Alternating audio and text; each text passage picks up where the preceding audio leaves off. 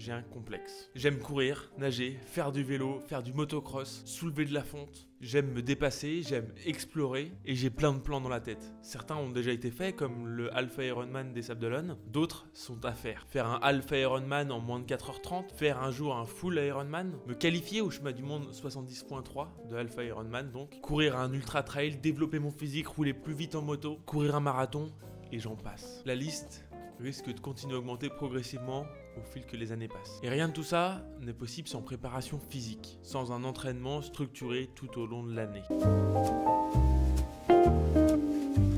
Mais aussi une préparation mentale, parce que le physique c'est bien, mais quand tu roules pendant 3 heures et ensuite que tu dois enchaîner avec un semi-marathon, il faut aussi que ton mental soit assez fort pour endurer cette épreuve. Malgré des semaines d'entraînement qui sont assez chargées, une semaine d'entraînement avec moi ça donne quoi? Concrètement, du lundi au dimanche. Le lundi, je commence par musculation, ensuite course à pied. Le mardi, vélo, encore une séance de muscu. Mercredi, course à pied. Jeudi, vélo, puis musculation. Vendredi, course à pied uniquement. Samedi, musculation, vélo. Et dimanche, on finit par une course à pied, ce qui fait environ 12 heures. Oui, je sais, je fais du triathlon et je nage quasiment jamais. En ce moment du moins, promis, je vais reprendre. Maintenant, malgré le fait que je m'entraîne plutôt bien, que je dors bien, que j'ai essayé de réduire mon stress, que j'ai travaillé un petit peu sur tous ces facteurs-là, il y a une chose qui va pas. J'ai toujours un complexe avec mon physique. En fait, c'est pas que je l'aime pas, c'est que j'en suis pas encore pleinement satisfait.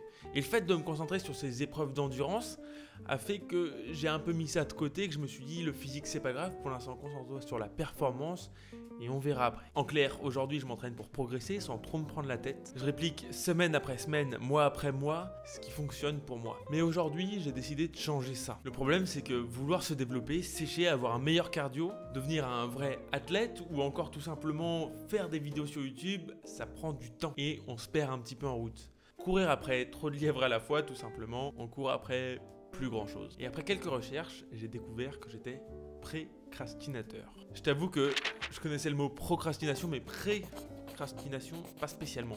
Donc je vais te l'expliquer en même temps, parce que peut-être que toi tu connais pas non plus. Précrastinateur, c'est vouloir tout faire tout de suite. Alors bien évidemment, si tu me parles de faire le ménage, je suis plutôt procrastinateur.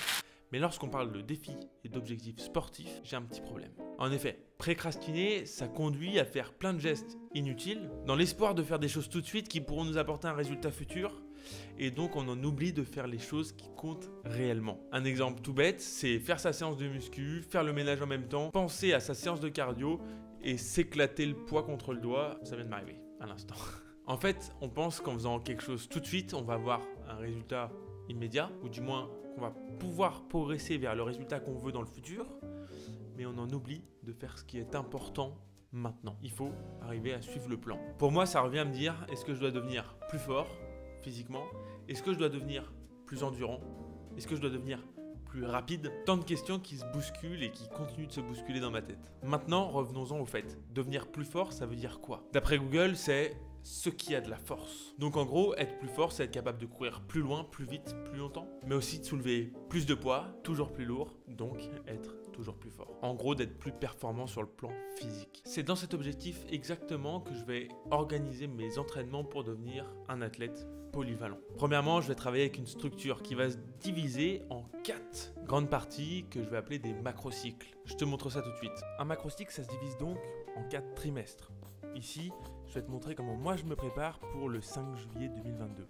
Première phase, on travaille la base, le muscle, pour éviter les blessures et avoir une base solide qui va pouvoir encaisser l'entraînement. Ensuite, on passe sur de l'endurance. L'endurance, c'est ce qui va nous permettre tout simplement de finir l'épreuve. La vitesse, c'est ce qui va nous permettre, quant à elle, tout simplement d'atteindre nos objectifs. Et ensuite, on passe sur la récupération, qui est hyper importante pour recommencer l'année suivante.